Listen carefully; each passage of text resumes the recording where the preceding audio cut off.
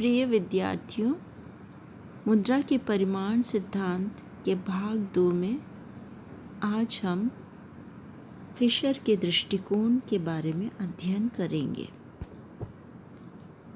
Irving Fisher ने अपना नकद व्यवसाय दृष्टिकोण या नकद सौदा दृष्टिकोण या कैश ट्रांजैक्शंस अप्रोच भी इसे कहते हैं, उसका प्रतिपादन 1911 में किया था, जब उनकी पुस्तक प्रकाशित हुई थी the purchasing power of money.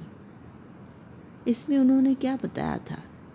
Fisher ने बताया कि व्यापार की मात्रा तथा मुद्रा के चलन वेग के स्थिर रहने पर मुद्रा की पूर्ति तथा कीमत स्तर में प्रत्यक्ष संबंध पाया जाता है।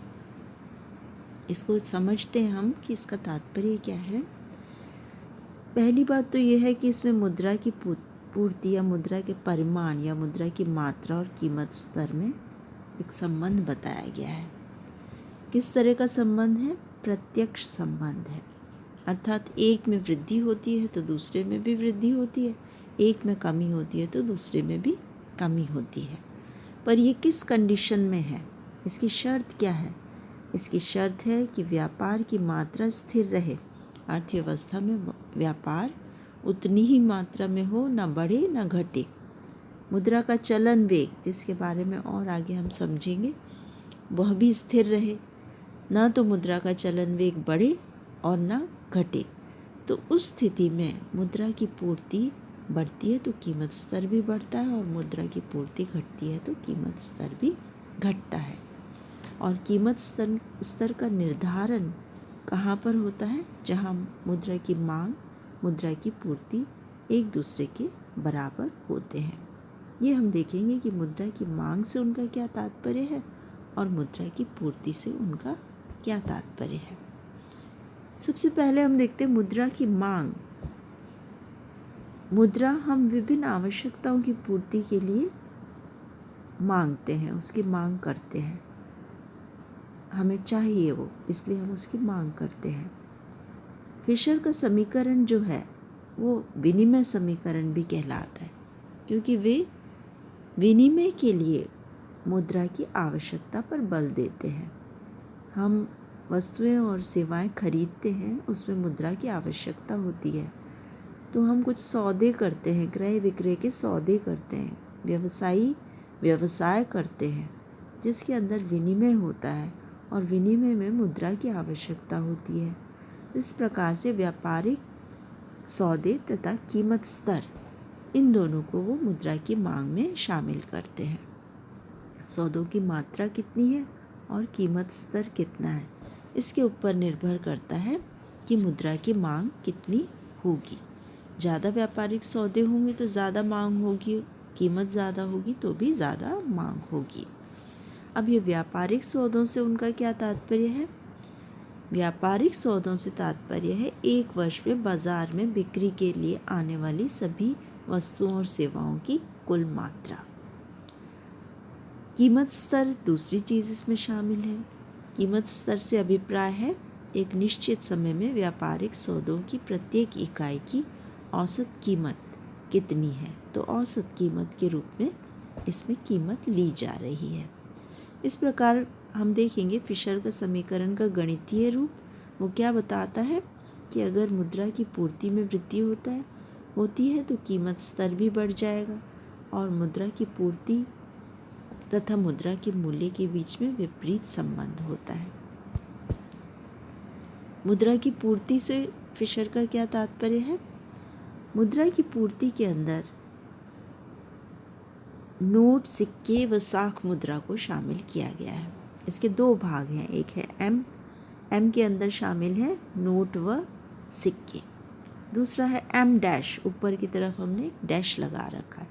ये दिखा रहा है साख मुद्रा, जैसे चेक इत्यादि, क्रेडिट कार्ड, डेबिट कार्ड, ये सब साख मुद्रा के अंतर्गत आते हैं।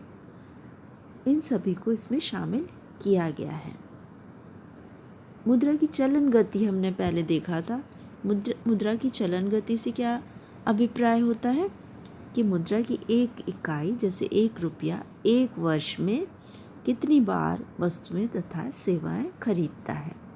अब इसके लिए क्या होता है, इसके लिए एक व्यक्ति से दूसरे व्यक्ति के पास हस्तांतरित होती है मुद्रा, क्योंकि विनिमय का कार्य है और इसके अंदर वस्तुएं और सेवाएं मुद्रा के द्वारा खरीदी जाती हैं। तो मुद्रा की एक इकाई या एक रुपया एक वर्ष में कितनी बार या एक दी हुई निश्चित समय अवधि में, अगर एक वर्ष भी ना हो तो ये समय अवधि जो डिसाइड की जाए, क्योंकि वैसे तो हम गणना ही नहीं कर सकते कि कितनी बार एक रुपया एक हाथ से दूसरे हाथ में गया, पर यदि हम एक समय सीमा तय कर दें तो हम कह सकते हैं कि कितनी बार मुद्रा एक हाथ से दूसरे हाथ में हस्तांतरित हुई, या उसकी चलन गति क्या है, या velocity of circulation of money क्या है। अब हम एक चित्र की सहायता से देखते हैं कि मुद्रा की मात्रा तथा कीमत स्तर में मुद्रा का परिमाण सिद्धांत क्या संबंध बताता है। ये चित्र एक है मुद्रा की मात्रा तथा कीमत स्तर में संबंध से संबंधित। इसमें दो अक्ष हैं, एक है एक्स अक्ष और दूसरा है वाई अक्ष। एक्स अक्ष पर हम ले रहे हैं मुद्रा की मात्रा या क्वांटिटी ऑफ मनी, वाई अक्ष पर ले रहे हैं कीमत स्तर या प्राइस लेवल। इन दोनों के बीच के संबंध को यदि हम देखें तो ये लाल रंग की रेखा से आप देख सकते हैं इनका संबंध, फंक्शनल रिलेशनशिप हम दिखा रहे हैं P=FM, अर्थात कीमत मुद्रा की मात्रा का फलन है, मुद्रा के परिमाण का फलन है। और ये एक सीधी खड़ी हुई ऊपर की ओर उठती हुई रेखा आपको दिखाई दे रही है। लाल रंग की रेखा ऊपर की ओर उठती हुई जा रही है। इसका मतलब इन दोनों के बीच में प्रत्यक्ष संबंध है। मतलब जैसे जैसे मुद्रा की मात्रा बढ़ती है वैसे वैसे कीमत भी बढ़ती जाती है। जब मुद्रा की मात्रा M1 है तो कीमत है P1। अब मुद्रा की मात्रा बढ़ के हो गई M2 तो कीमत हो जाती है P2। इस तरह मुद्रा की मात्रा यदि और बढ़ा दी जाए, M3 कर दी जाए तो कीमत बढ़ जाती है और P3 हो जाती है। इस प्रकार से इन दोनों के बीच में प्रत्यक्ष संबंध दिखाई दे रहा है। अब जैसा हमने देखा मुद्रा के मूल्य और कीमत स्तर में विपरीत संबंध होता है और इसीलिए मुद्रा की मात्रा और मुद्रा के मूल्य में भी विपरीत संबंध पाया जाता है। ये इस चित्र के द्वारा हमें दिखाई दे रहा है। एक नीचे की ओर आते हुए वक्र के रूप में दिखाई दे रहा है। ये संबंध अनुपातिक नहीं है, इसलिए हमें सीधी रेखा नहीं मिल रही बल्कि एक वक्र दिखाई दे रहा है। और इस संबंध को हम किस तरह दिखा रहे हैं, यहाँ दिखा रहे हैं 1/P=FM, अर्थात मुद्रा का मूल्य मुद्रा की मात्रा का फलन है। और इन दोनों के बीच में इस प्रकार का विपरीत संबंध पाया जाता है। अर्थात जब मुद्रा की मात्रा M1 है तो मुद्रा का मूल्य है 1/P1। ये किसका विलोम है, कीमत का विलोम है। मुद्रा की मात्रा बढ़ के हो गई M2 तो यह बढ़ेगा नहीं बल्कि घट गया, 1/P2 घटा हुआ है। और M3 जब होगी मुद्रा की मात्रा और अधिक बढ़ेगी तो मुद्रा का मूल्य और अधिक घट जाएगा। आप ये सोचेंगे कि मुद्रा का मूल्य, हम तो मूल्य या कीमत इस रूप में मूल्य शब्द को काम में लेते हैं, खुद मुद्रा का ही क्या मूल्य हुआ। तो मुद्रा का मूल्य है मुद्रा की क्रय शक्ति। जैसे हमने पिछले वीडियो में देखा था कि मुद्रा की एक इकाई जितनी मात्रा में वस्तुएं और सेवाएं खरीद सकती है वो कहलाता है मुद्रा का मूल्य। अब हम गणितीय रूप में देखते हैं फिशर का समीकरण। फिशर का समीकरण है PT=MV + MV'। अब ये M'(V'), इसको M' कर लेते हैं हम, M'(V'). PT है मुद्रा की मांग और MV + M'(V') है मुद्रा की पूर्ति।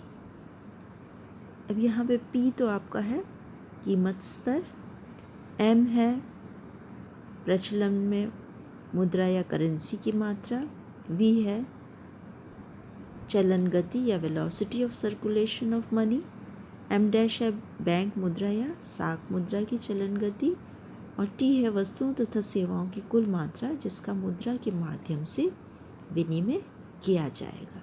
तो ये मात्रा है, ये रुपए में नहीं है, मुद्रा है ये रुपए में है, और चलन गति है ये संख्या में है, और मुद्रा रुपए में, और कीमत स्तर रुपए में। इस तरह से रिलेशनशिप हो गई है PT is equal to MV plus M dash V dash. अब यदि हम कीमत स्तर का निर्धारण करना चाहें तो हम बाईं तरफ क्या लेके आएंगे, P को लेके जाएंगे, और दाहिनी तरफ आपका T चला जाएगा। तो ये हो जाएगा MV plus M dash V dash plus upon T। इस तरह से आपका कीमत स्तर निर्धारित हो गया। अब कीमत स्तर निर्धारण करने के बाद क्या किया जाएगा, मुद्रा के मूल्य का निर्धारण किया जाएगा। मुद्रा का मूल्य होगा 1/P, और ये भी उल्टा हो जाएगा, जो आपने अभी देखा था MV plus M dash V dash, वो हो जाएगा आपका T/MV plus M dash V dash. इस प्रकार से फिशर के अनुसार एक निश्चित समय अवधि में MV V डैश तथा T स्थिर रहते हैं। इस स्थिति में कीमत स्तर तथा मुद्रा के परिमाण में प्रत्यक्ष संबंध स्थापित हो जाता है। जो चीज़ हमने शब्दों में देखी थी, अब हम सिंबल्स में देख रहे हैं, चिन्हों के रूप में देख रहे हैं। क्या चीज़ें स्थिर हैं, MV V डैश तथा T ये स्थिर हैं, और स्थिति में प्रत्यक्ष संबंध किसके बीच में स्थापित हो रहा है, कीमत स्तर तथा मुद्रा के परिमाण के बीच में। मुद्रा का परिमाण क्या है यहाँ पे, M प्लस M डैश, इसमें वृद्धि होने से कीमत स्तर P में वृद्धि होती है, और मुद्रा का मूल्य 1/P है, इसमें कमी हो जाती है। तो इस प्रकार से मुद्रा का परिमाण सिद्धांत ये हमने समझा, और यहीं पे मैं अपने विमर्श को विराम देती हूँ। धन्यवाद।